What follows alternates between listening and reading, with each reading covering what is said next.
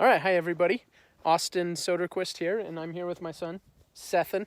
You've seen him in some of the other videos on this channel.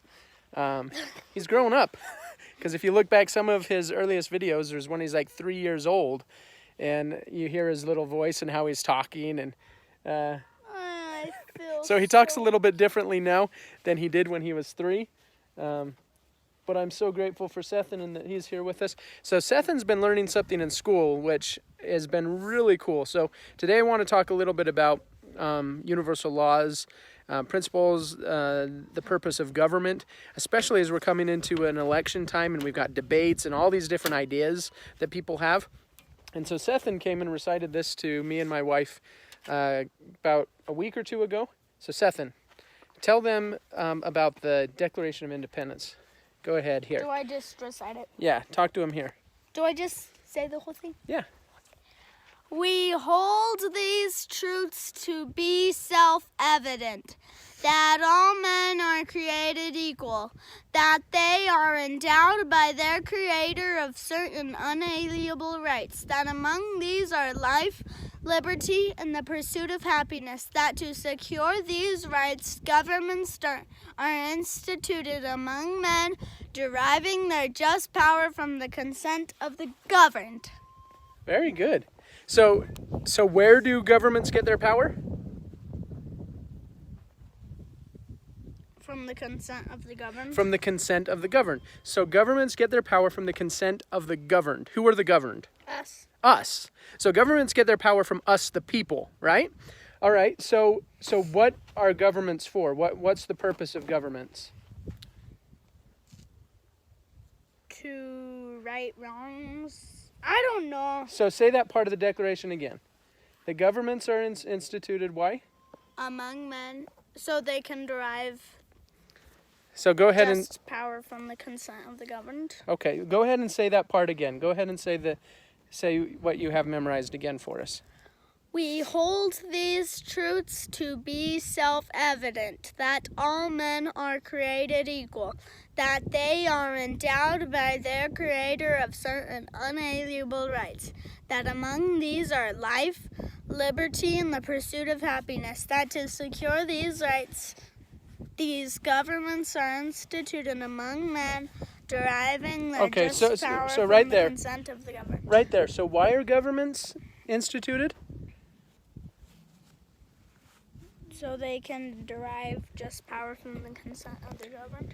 Yeah, so governments get the power to govern from the people, but governments are instituted to protect our unalienable rights, right? That's what you said, right? And so what are those unalienable rights? Life, liberty, and the pursuit of happiness. Yes. So there's certain unalienable rights given to us by our Creator. Life, liberty, and the pursuit of happiness. So those rights cannot be taken away, or if they are, it's in violation of principle. It's in violation of our unalienable God-given rights. And so if governments or institutions are taking that away, the governments are not doing their job.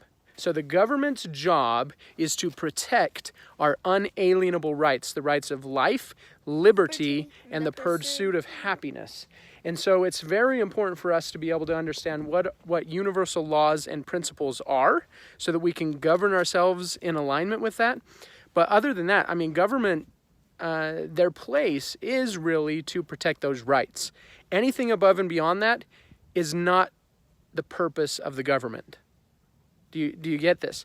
So life, liberty, and the pursuit of happiness. So it's very important for us to be able to understand what universal laws and principles are. So principles are things that are true no matter what. Universal laws like gravity. It doesn't matter if you're a good person or a bad person. Look at me. It's going to happen. Hello. Hi. So there's certain laws. There's laws to happiness, laws to relationship, laws of success for finances, for healthy living, for our bodies. There's these principles and ideas that are true for all people that's very beneficial for us. And so if we can connect with what that is, then that will help us in the government frame of mind and as communities, because we are the community, we are the people, right? And so if we see something that needs to be done, well, why don't we get a group of people together and go do it, or create a way of getting it done, instead of blaming other people, saying, oh, well, the city should do this or the government should do this. We are the government, we are the city, so let's make sure that when we're doing things, we're being heroes, we're being active in our lives, we're being accountable for who we are and for our part in this great country, in this great part of the world, and that we stand up and we stand up for our freedoms and our rights and recognize the purpose of government in our lives. We are the people. We are the people and we are the government. We give the consent to those people that govern us, and they are there to protect our rights to life, liberty, and the pursuit of happiness. Okay? Life, liberty, and the pursuit of happiness. So I was so proud of Sethan that he has that memorized, which was very beautiful. So, you can't even say it. I know. I didn't even have that all memorized, but he does. And I thought that was fantastic that he's being taught that in school and that they're working through that, and he's learning about these important pieces of the government and how we live. We're already done with the first unit of how the government influences the way we live. That's fantastic. Do you have anything else that you want to say about that? It was fun. You enjoyed learning about it? Mm-hmm. That's awesome. And now we're on, characters. I don't know. A lot of the books in our new unit are Disney. Really? Yeah. How about that? Snow White. So thank you for watching this with us. And as you go into this election season, seek out truth. Seek out universal laws and principles, not things of enablement and this entitlement idea that we deserve certain things and we need people to do things for us. Like there's one in one of the recent debates for the Democrats. Again, they're people, right? So I don't necessarily like this idea of Democrats and Republicans. I think that really polarizes us against each other and is a tool to separate us, which we're human. It doesn't matter whether you're a Democrat or a Republican. You're a person. You're a human. It's a party and an idea of thinking. So I mean that's ideally what it was. The idea is that Democrats have certain ideas and about how to do certain things. But really, as we align ourselves with universal laws and principles, it doesn't matter whether you're a Democrat, a Libertarian, a Republican, whether you are unaffiliated. Those universal truths are true for each and every one of us. And so as you move into this election season, start looking for what's the truth. So as I was saying, there was this idea that was put out there about someone that said, okay, if they were elected president, then they would make every business offer health insurance for their employees. Now, is that the role of the government to make businesses offer health insurance for their employees? And what might the consequences of that be? Because can every business afford to do that? Probably not. And so if that was actually forced upon the people, there would probably be a lot of businesses that shut down and a lot of people would be unemployed because of that idea.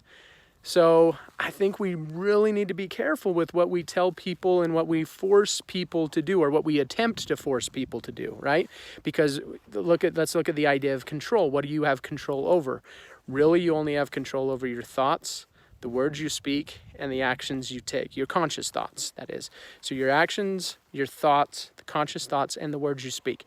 That's the only thing you have control over. So whenever you come into controlling other people, you really can't control other people. What you have is influence.